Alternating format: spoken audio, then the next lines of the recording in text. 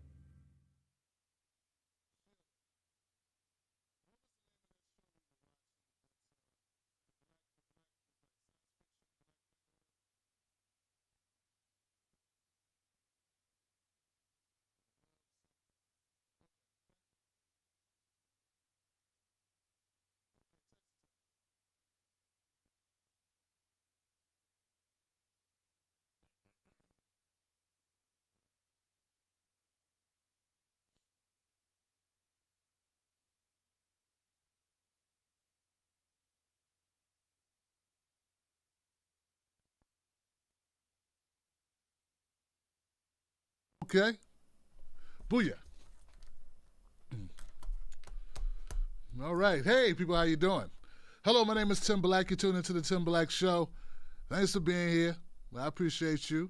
It's been great being here for you. Facebook, Periscope, YouTube. And I'm just practicing, my presidential Dnc Convention Unconventional thing, on camera thing. Because everyone who talks on it, it's like they are reading something and they sound very unnatural. Why do people talk like that when they're on camera? Why they just can't talk?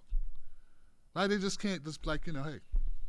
Hi, I've been paid, I've been promised, or I have a hope that I'll do well in my career if I kiss Joe Biden's ass tonight. I mean, that's what they really want to say. At least that's what the impression I get. So before we get any further down the road, let me make sure everybody on Facebook, YouTube, and Periscope can actually hear the show. Let's go ahead and jump to Facebook. Facebook people, how y'all doing? Welcome, Janice and Paula and Rosewade and Julia and Bruce and Carrie and Leanne and Lisa and Suzanne and Steve and Jason and Bruce and everybody. Doug, how you doing, Doug? What's up, Dale? Hey, what's up, Lisa and Stephen? All right, Yolanda Williams. We got some people in the house. Rahul doing his thing. Day one viewership, negative 28% from 2016. What is that? Wow. Rahul, what's going on, man? I can't see that whole comment, but it looks interesting. What's up, Kim Musa? Yeah. Welcome to it, Kim Musa. Glad that. Welcome to the Wolfpack. And Joanne Farrell, Steve Wolfbrandt, Joanne Shaban. We got a good crew. Dolores, what's going on? All right, we're looking good over here. Nicole Sears, welcome back. All right, Linda Burton, Mike Garant, Marcy Armstrong, and Julia Black. Love that last name, Johnson.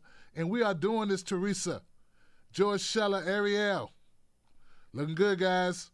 Now, Facebook can hear us. Let's go make sure that YouTube people are able to hear as well. What's up, Erica? Welcome to the Wolfpack, Erica Vanessa. R Squared, the squad +1. Look at that.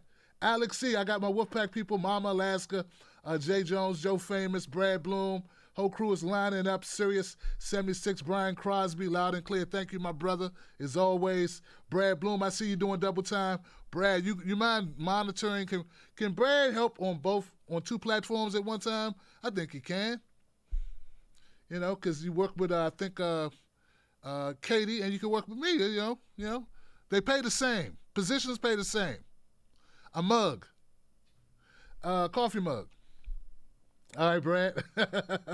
Jay Jones, Cares in the house, Rodney Clark, 6875 New York, NYC. Mickey's in the house. And look, it's looking good, Rodney. Trial.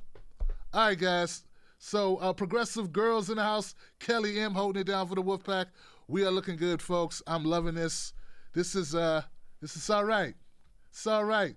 Alt, what's up, Alt? Ramona. Listen to Ramona. Ramona using that language we love, a little spicy Ramona. She said, we are effed for the next 12 years. That's the type of optimism we look for here at the Tim Black Show. Realism with optimism, with a little bit of spice. All right, guys, so look, here we go. Check this out. Last night was such an amazing night. By popular demand, we decided to repeat it tonight. That's right, a lot of the people that watched last night's show where I broke down day 1 of the DNC Convention, they were so happy with my results, so happy with my presentation, they decided unanimously to make me suffer through day 2. Yeah, they figured, hey, he wasn't tortured enough on day 1. Let's make him pull all the rest of his hair out in day 2. At least you got to look forward to day 3, Tim. Keep it up. So, by popular demand, tonight will be a show recapping today's show. Or it's already past midnight here in D.C.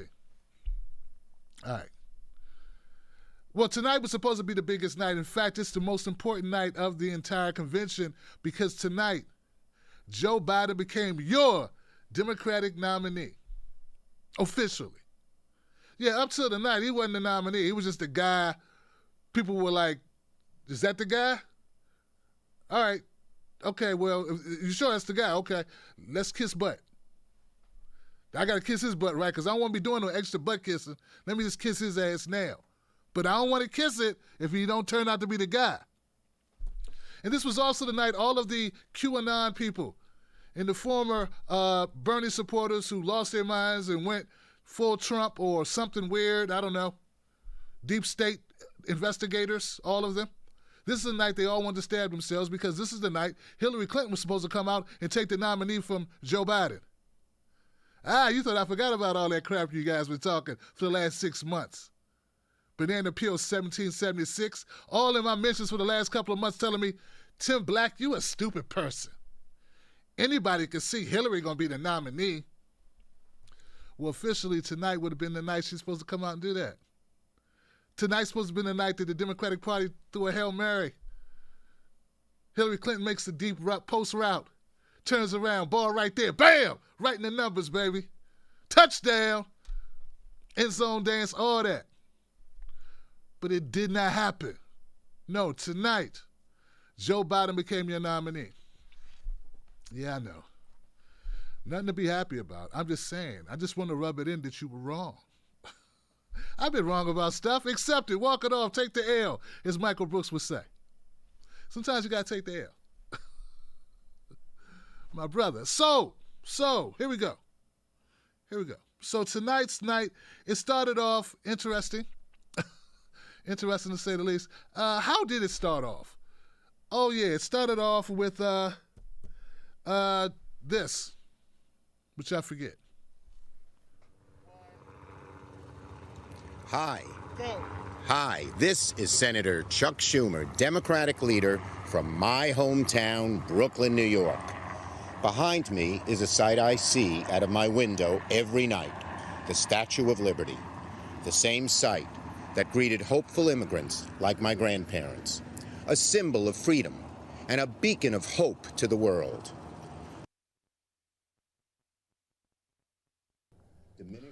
Yeah.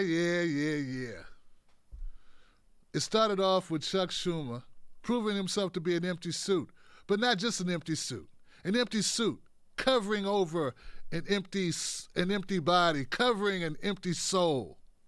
That's a lot of emptiness in one person, man. Yeah, 6 feet of total emptiness. Darkness on the inside. Shout out to Charlie Murphy. Yeah, listen to Chuck Schumer talk is like listening to the color beige if it were a person. Listening to Chuck Schumer talk is like, I don't know, in that movie with Brad Pitt when he got thrown in, when George Clooney got thrown into space and he saved Sandra Bullock or whatever because he's such a great guy, and he floated into nothingness. That's Chuck Schumer. That's listening to Chuck Schumer. Floating into nothingness. The great void. A lonely feeling. But, there were other low points that started it off, but that kind of set the tone. There was absolutely nothing in Chuck Schumer's speech that was worth remembering. It's just a feeling that you get. A feeling that was so expressed by Ramona Lawson when she said, "We are effed for the next 12 years. That's the feeling you get. Well, there was some talk about the platform that so-called Democratic Party, well, they are the Democratic Party, so-called party, DNC, the Unity Platform Commission thing. They talked about it a little bit, and I thought that was interesting because it's just words. Check it out. Hi. Hi. Good evening. I'm Julie Chavez Rodriguez, and alongside my friend Dennis McDonough, I was honored to co-chair this year's Democratic Platform Committee. This spring, the process for drafting our 2020 Democratic Platform began with the formation of the Unity Task Forces. Appointed by Vice President Biden and Senator Sanders, the task forces focused their work on 6 major policy priorities. Continuing the work of the task forces, the Platform Drafting Committee engaged voters and encouraged them to share their stories so that their values were reflected. The Platform Drafting Committee, chaired by Mayor Keisha Lance Bottoms, engaged so many throughout our party to ensure that that feedback was incorporated, whether it was received online or through allied groups. Thanks, Julie. I'm Dennis McDonough, and I'm proud to have been Julie's co-chair on the Platform Committee. Our committee has produced a platform that proposes solutions to the challenges that American families face in this unprecedented time. It's informed by the values of our party and the priorities of our presidential nominee, Vice President Joe Biden.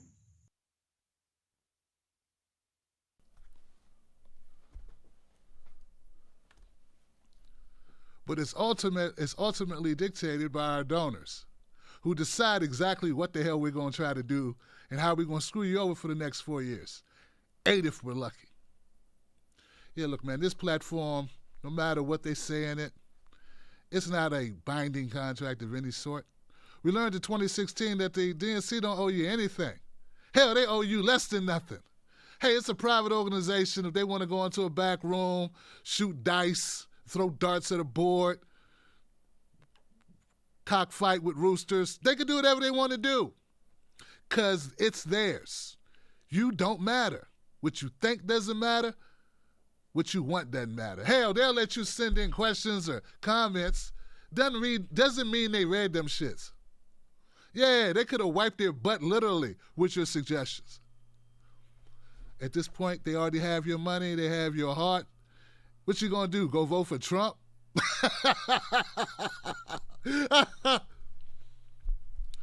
Yeah, that's sort of the attitude that they had. I mean, it's got to be bad. They got this Latino sister sitting up there.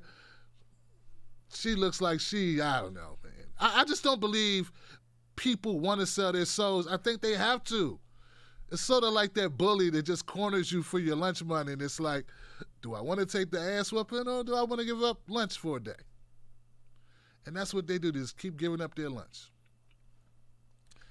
Yeah, it's not something to brag about as a Bernie supporter that Bernie Sanders had anything to do with this at all. And yeah, I know it's caught between a rock and a hard place. It's like, yo, if I don't try to give input, you'll blame me. And if I do give input and they end up not inputting what I input, then you'll blame me as well. Yeah, that's pretty much how it works, Bernie. You know the drill. You're the fall guy. That's right. Oh, and it's not missed on me that Keisha Lance Bottom has something to do with this garbage as well. Hey, Killer Mike, what's up with your girl, Joe? So anyway, so it continued. One failed speech after the other, but there were high points.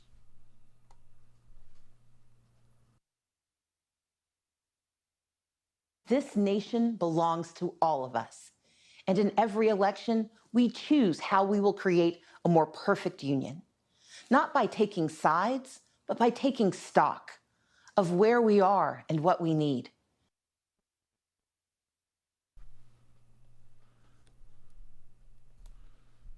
That's right.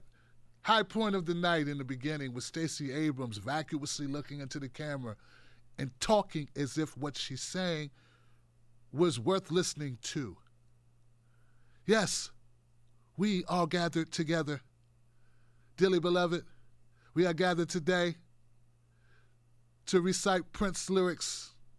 It would have been better to recite Prince lyrics and listen to what Stacey Abrams had to say, but I knew some way she'd wedge in there the whole thing about voting rights or something like that. Something that kind of, because that's really what people are doing. They're increasing their resume. They're trying to stay in the positive, like, mind space of voters so they can, be able to get a position at some point.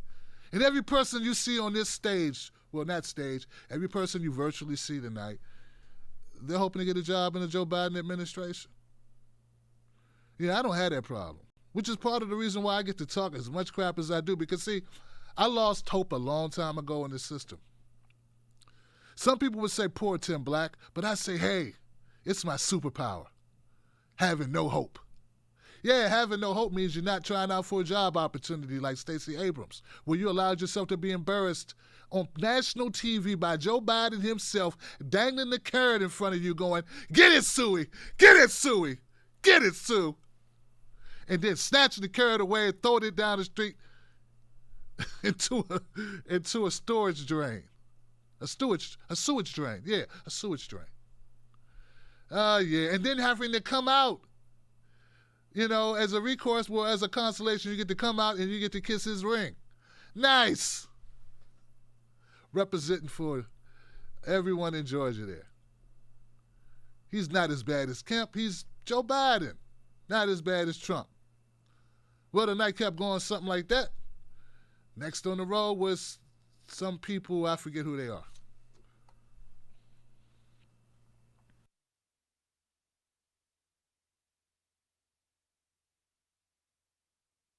Good evening. A presidential election is the world's most important job interview. At the end, we hire a leader to help us solve problems, create opportunities, and give our kids better tomorrows. That's a tall order this year. With the COVID-19 outbreak on a path to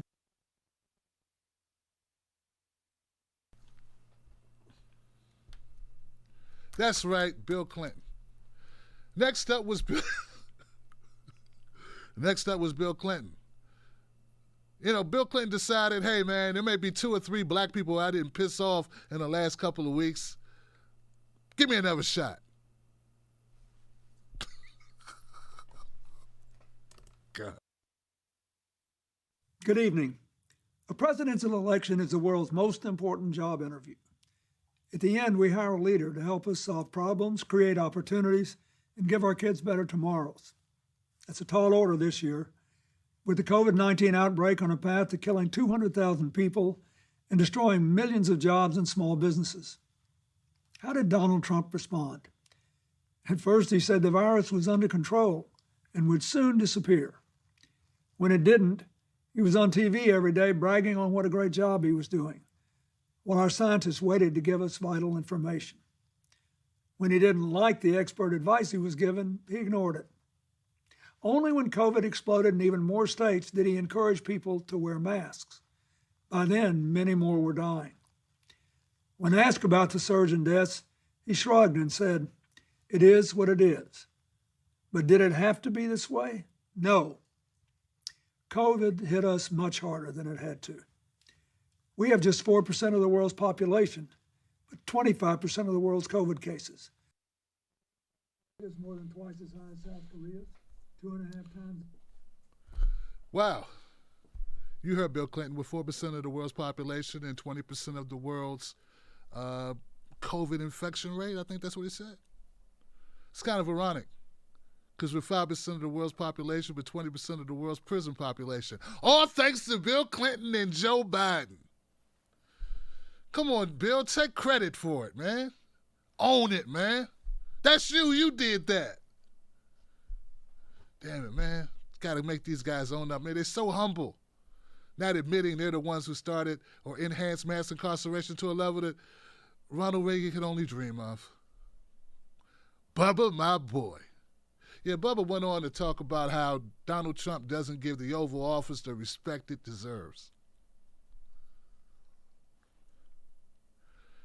You don't think a president who got caught getting a BJ in the Oval Office should be, I don't know, the person talking about what's acceptable in the Oval Office?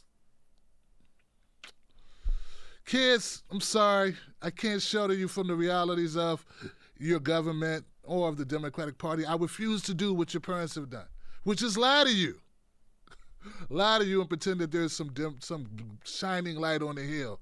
Nah, man, that is BS. There's no shining light. That's a helicopter. It's called a ghetto bird. And inside that helicopter are police with guns. And they don't shoot cars. They shoot. Shout out to Richard Pryor. So anyway, Bill Clinton kept on talking. I forget what he said. It wasn't memorable. Look, when are we just going to admit sometimes you're past it? Sometimes it's time to let it go. You know, like, it's all right. It's okay. I mean, Bill Clinton endorsing Joe Biden is not going to help Joe Biden. Is there anyone who was going to vote for Joe Biden or not vote for Joe Biden who was going to be moved by Bill Clinton coming up here saying vote for Joe Biden? I don't think so. And that's really pretty much how it goes for everyone up here who talks about or endorses Joe Biden on this night.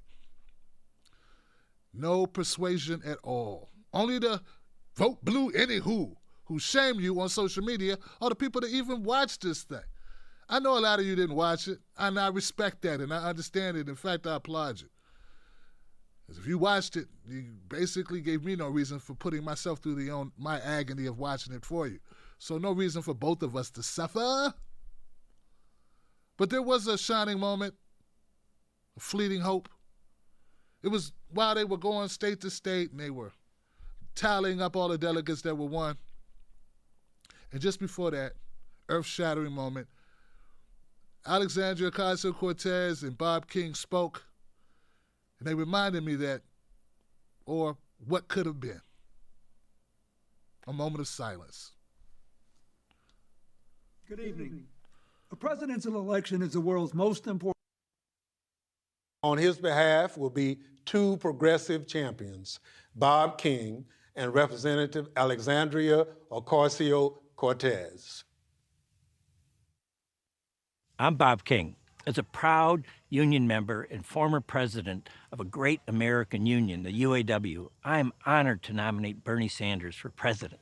For decades, Bernie has led the fight for working families, fighting for workers' rights to organize unions and collectively bargain.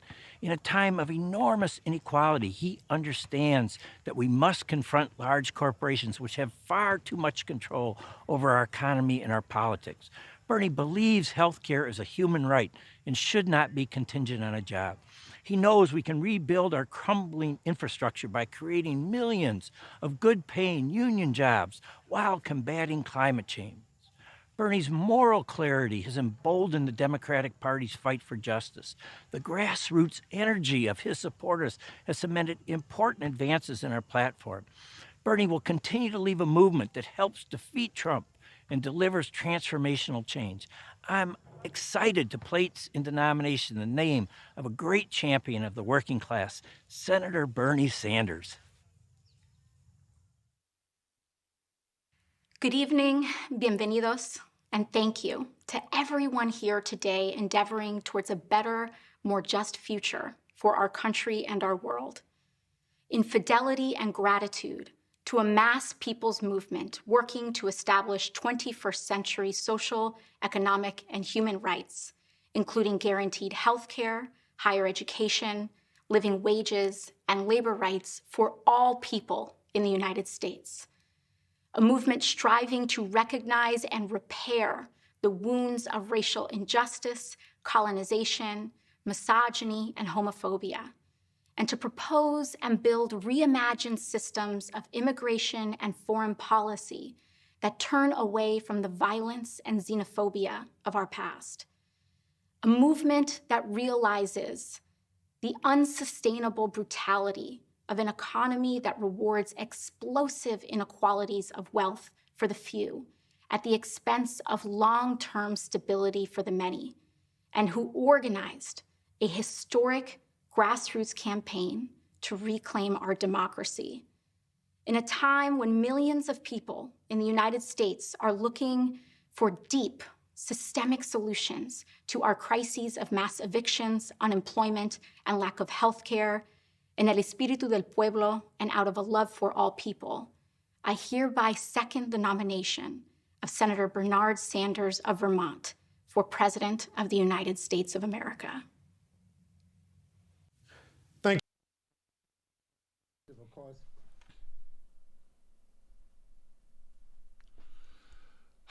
Painful, painful, painful. It wasn't enough. We didn't get it done. Now we have to suffer through Joe Biden being the nominee for the Democratic Party. I'm still not so certain that Joe Biden can win this thing. As I listen to Bob King rattle off inspirational tidbits about what we put together about a movement, the only part I had a problem with is he said we had a movement that is going to defeat Trump, and I'm not so sure that's going to happen. And I'm also damn sure that's not why we put the movement together. I love Bob, though. Bob is inspiring. I like his style. He seems to be sincere. He's just wrong. He's wrong if he thinks we put that movement together to propel a Joe Biden to a presidency. No, we did it for the opposite. In fact, I got a no Joe button around here somewhere. Alexandria Ocasio-Cortez did a good job as well. But in fact, she caught a little flack for it because some people said, "Hey, man, she should have not appeared. She should have done." Yeah, okay. We're never gonna be happy. Never be happy with the people that fight for us because they never go as far as we would go. Only thing is, we never know how far we would go because we're not the ones that have to go. Well, that was an upbeat moment. If you consider it, all things considered, this was the best moment of the night. Alexandria Ocasio-Cortez and Bob King talking about Bernie Sanders. And then it was a slow, long, painful, arduous trek from state to state to state to hear how all of them, and forgive me, I can't remember if any, did Bernie carry any state? Did he carry Vermont? He probably carried Vermont. Let me just hammer my state, Maryland. 1 vote for Bernie, 62 votes for Joe Biden. That's what it all came down to. All the people in Maryland who came out and voted, all of us who mailed in our ballots, all of us who cast our votes. It all comes down to a representative democracy. This is what I keep telling you. It does not matter. It does not matter. If you live in a state, a swing state, then yes, it matters. But to the rest of us, at the end of the day, the delegates are what count. They're the ones who pick the nominee. I don't know what the actual hard numbers were, but at the end of the day, I don't think Joe Biden beat Bernie 60-1 in Maryland. He may have beat him by 20 points, or it may appear that he beat him by 20 points based on how they counted it. And you never really know. And that's the problem. You never really know. Because we don't have a real way of tracking votes. We don't have a real way of going back and analyzing the tape. I mean, hey, even football games have instant replay. But no, not our electoral system. We just go, whatever you said, good enough for me. Well, we'll see. And after this, I was tempted to cut off the TV, but I had to keep it going, guys, because I had to see what other catastrophes so I could bring them to you. And this is where it got really hard and difficult. It made me want to go grab a fifth of gin. They started talking about how great Biden was going to be. This is when it really kicked the Biden time into overdrive because, well, all the delegates have been accounted for, and Joe Biden was now officially the nominee. And to kind of kick that off, they started with a feel-good story. A feel-good story to show you what the Democratic Party and what the Joe Biden leg of the Democratic Party thinks about black folks and how they know we scrutinize our votes, how we keep our emotions tucked deep inside and we think very pointedly and seriously about who we want to make the nominee of the Democratic Party, who we want to be the president of the United States. How just because Joe Biden said stupid things like only Latinos are diverse in their thinking about politics, he couldn't be further from the truth because we painstakingly go over our decisions. And that's when they showed this clip to prove it. On his behalf will be two progressive champions. Thank you, Mr. King and Representative Ocasio-Cortez. We now turn to nominating and seconding speeches for Vice President Biden. In a moment, we'll hear from Senator Chris Coons, who holds the Delaware Senate seat once held by the Vice President, and Representative Lisa Blunt Rochester, my colleague in the House. But first, we'll hear from Jacqueline Asby, a working American who met Joe Biden in a most unexpected place, the elevator where she worked. I take powerful people up on my elevator all the time. When they get off, they go to their important meetings. Me, I just head back to the lobby. But in the short time I spent with Joe Biden, I could tell he really saw me, that he actually cared, that my life meant something to him. And I knew, even when he went into his important meeting, he'd take my story in there with him. That's because Joe Biden has room in his heart for more than just himself. We've been through a lot, and we have tough days ahead. But nominating someone like that to be in the White House is a good place to start. That's why I nominate my friend, Joe Biden, as the next president of the United States. Yeah. Yeah. Those discerning black folks, man, who, sit down at the table, lay the bills out, look each other in the eye, make an informed decision about who they want to ride with to be president of the United States. It all comes down to, he took a selfie with me in the elevator, so, hey, he's a good guy. Yeah, well, what's next? We got the elevator lady, he took a selfie with us, so that means he'll be a good president. What's next? The shoe shine? The shoe shine guy? Hey, I shined Joe Biden's shoes. He didn't quite spit on me. He spit near me, but he didn't land on me. So, hey, I knew then when he turned his face and spit that way, not into the wind that it would blow back on me, I knew right then that Joe Biden could be the best president. Hey, I bag groceries at the A&P. When Joe Biden comes in, he looks me in the eye and says, next time don't throw a ham on top of my bread, mofo. Yeah, he doesn't say it loud to embarrass me in front of everybody, but he lets me know that I can't stack for shit. And that's how I know that Joe Biden, oh yeah, Joe Biden, that's my guy. And that's the type of man we need to lead us, to lead this country. A guy who won't embarrass you in front of everybody. Now, I wasn't offended at all that Joe Biden the team decided that this was the way that they want to represent black people, working black people, making a decision about him. Nothing to do with policy. Nothing to do with a single solitary thing that he plans to do for that lady's kids or her cousins or nephews or neighbors or friends or her co-workers. Nothing. She don't give a shit about anything else. You know, when I see people like Candace Owens and people of her ilk, and I hate to mention her, but I gotta say it, when I see these conservatives or fake conservatives, because some of them are just looking for a check, and I get it, it's tough out here. Mama need a new pair of shoes. Baby need a babysitter. People gotta make money.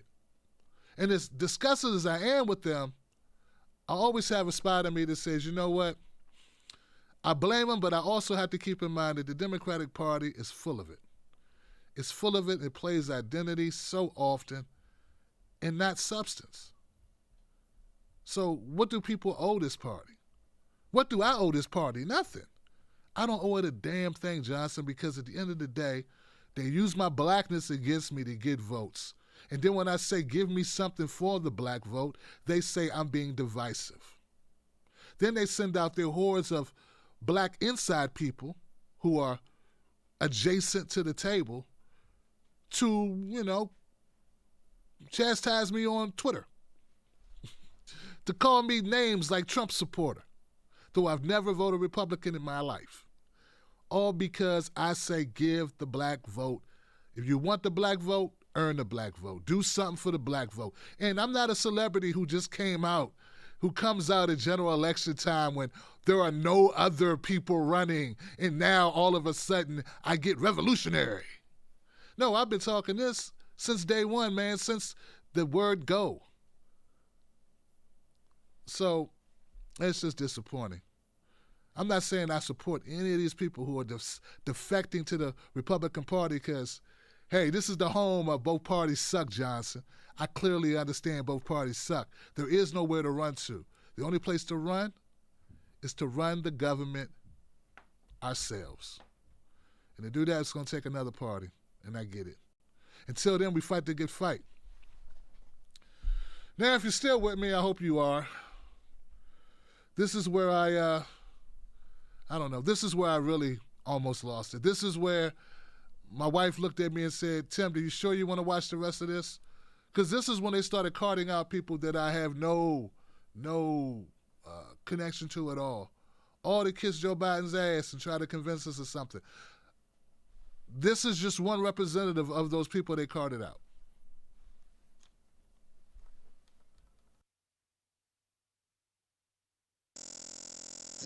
Joe Biden. Indiana. Here in South Bend, we once feared that our best days were behind us. But then we reimagined our economy with new jobs and even new industries. The Hoosier State is ready to lead America's recovery with our diverse communities, our talented workers, and our best-in-the-world agriculture. Joe Biden's plan gives us a blueprint to revitalize industrial cities and rural areas alike. Indiana casts 2 votes for my friend Bernie Sanders and 86 votes for the next president, Joe Biden. Iowa.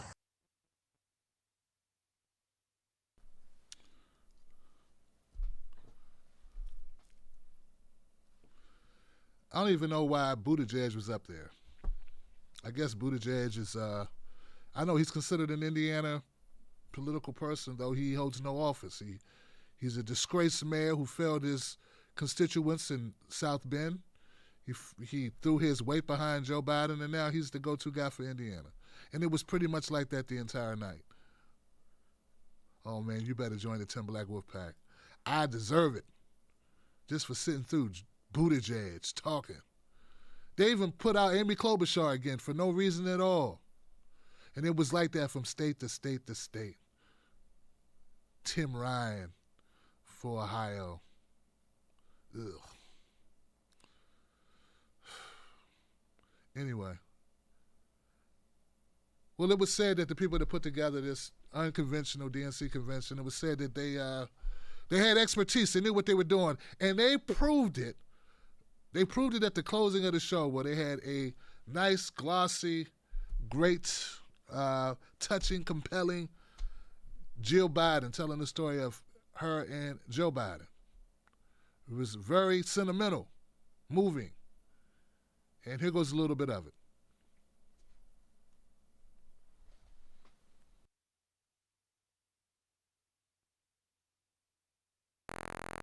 Well, when I met Jill, I knew. My brother said, there's this woman, you'll really like her, Joe. So I gave her a call, and she had a date that night. You said, do you think you could break your date? Oh, that's right. And what'd you do? Well, I called and told the guy that I had a friend in from out of town and went out with Joe. I was 30, and I was a senator, and I was a widower. Several years earlier, a tractor-trailer broadsided my wife and 3 children. My wife was killed, and my daughter was killed. I wasn't big on the whole date scene thing. But when I met Jill, I fell in love with her when I saw her. I'd really like to see you again. So he's looking at his calendar and he's, oh, Thursday. No, I'm really busy. No, I'm busy Friday. How about tomorrow? And I thought, buddy, you just blew your cover. They're a very close family.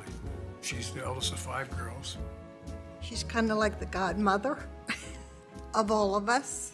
The honor of serving as your first lady, I will too. And with Joe as president, these classrooms will ring out with laughter and possibility once again. The burdens we carry are heavy, and we need someone with strong shoulders. I know that if we entrust this nation to Joe, he will do for your family what he did for ours. Bring us together and make us whole. Carry us forward in our time of need. Keep the promise of America for all of us. Great job. God, I love it. How are you? Hey, everyone. I'm Jill Biden's husband. Hey, everyone. I'm Jill Biden's husband. Hey, everyone. I'm Jill Biden's husband.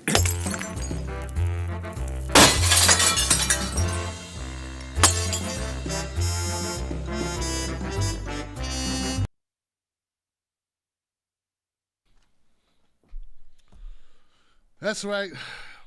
Everyone, that was Joe Biden's husband. You know, at this point, I don't even know what's real, what's not real anymore. You know, you listen to Joe Biden and he says things that make no sense. The words just trail off into the nothingness. You wonder, is there anyone home? Is that house empty? Does the ring alarm even work in the front?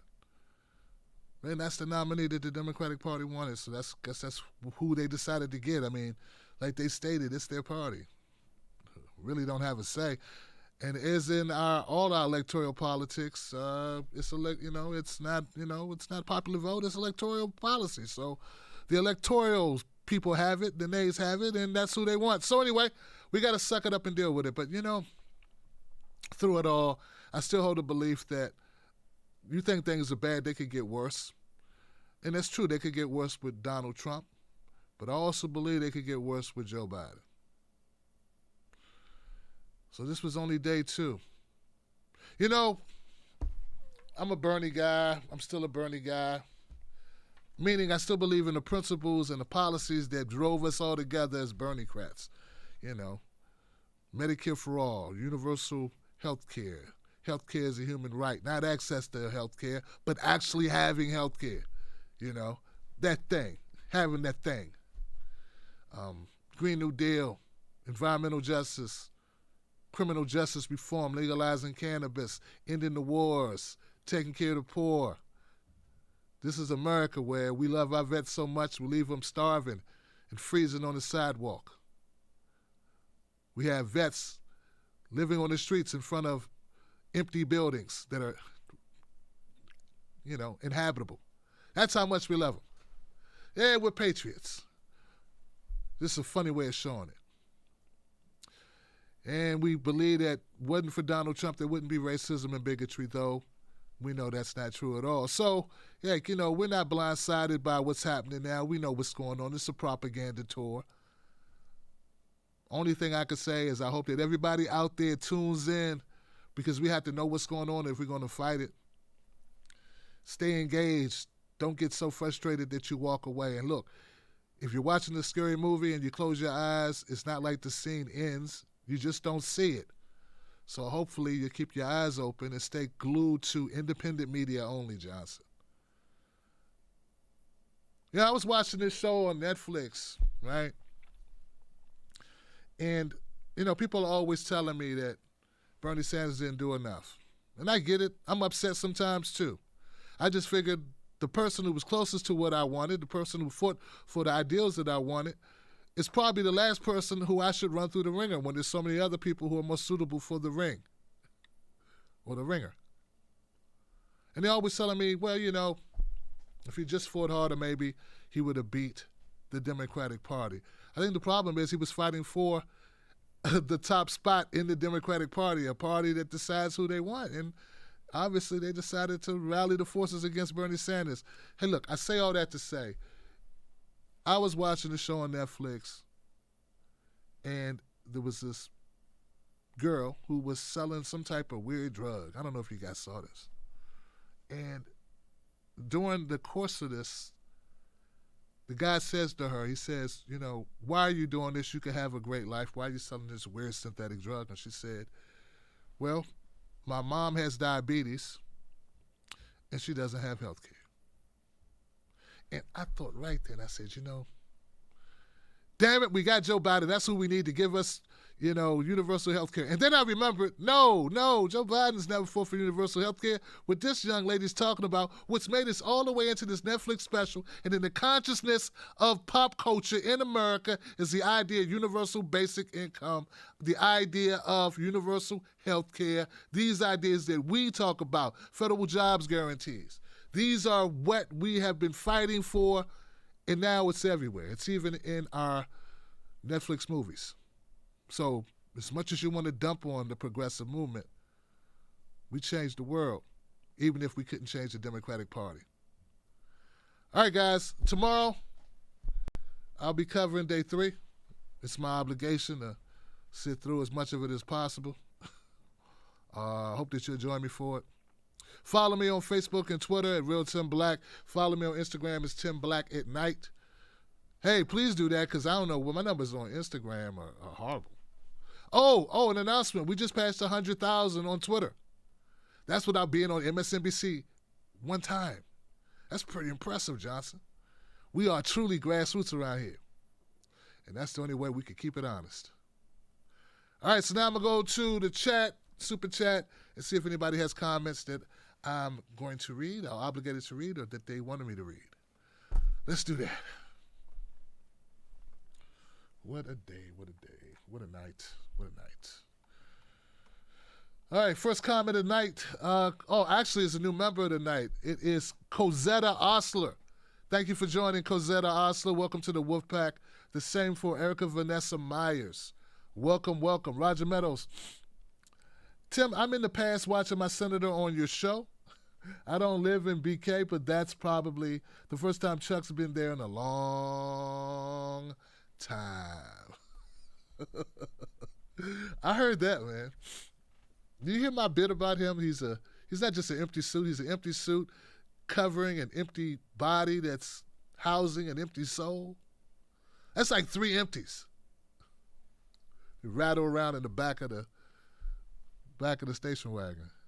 Debbie Howard. I actually thought HRC would be the VP pick.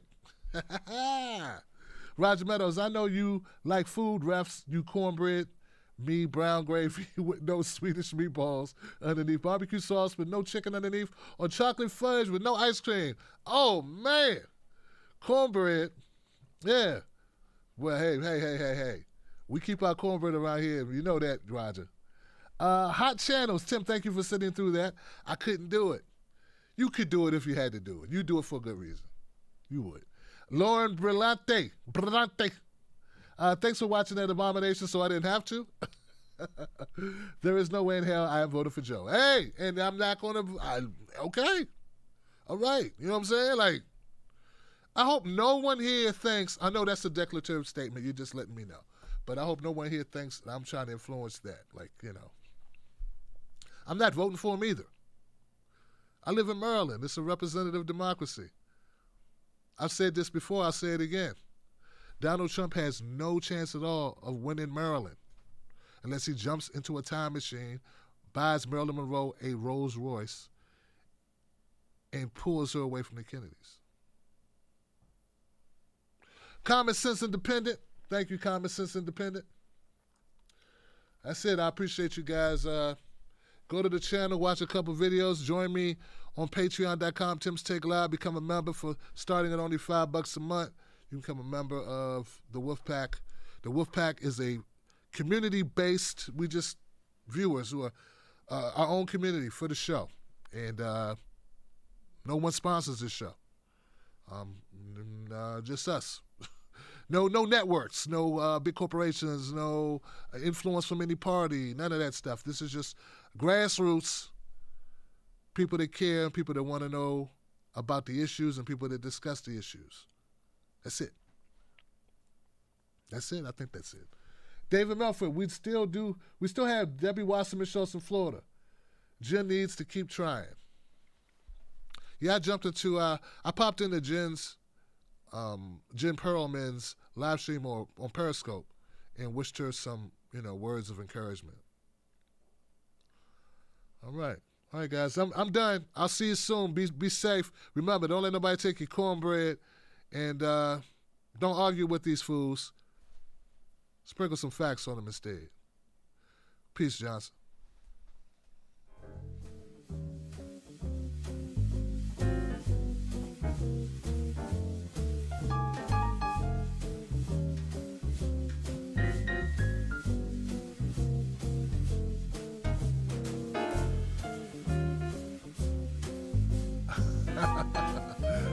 Ramona. I'm slathering myself with the strongest CBD THC I have in the house. All right. All right, join the Wolfpack. Go to patreon.com, Tim's Take Live. I'll see you guys on the next one.